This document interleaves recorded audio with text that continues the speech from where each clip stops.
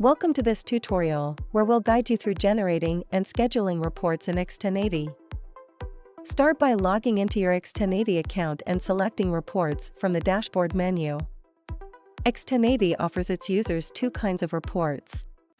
The first one is the Reports option to generate one-time instant reports. The second one is the Schedule Reports, which is used to set and generate automatic reports. Let's kick things off by generating a one-time report. Click Generate Reports.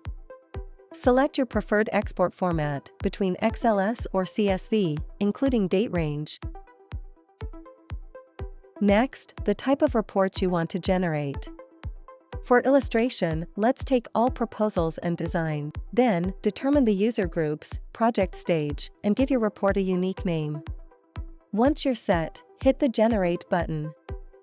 Your custom report will be generated and immediately visible on the page. This is how the report will look to the user in Excel format.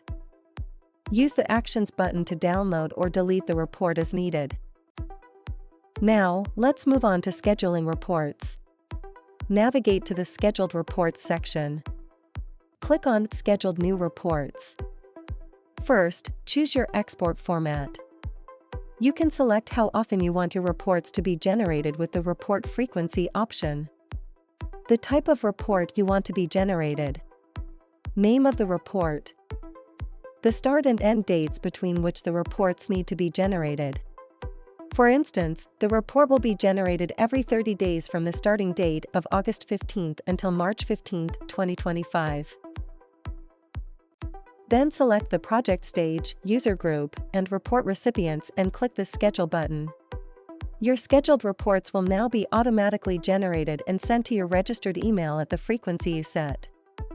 Lastly, use the Actions button to edit or delete your report using the Actions button. Thank you for watching. For more tutorials and information, please visit x1080.com.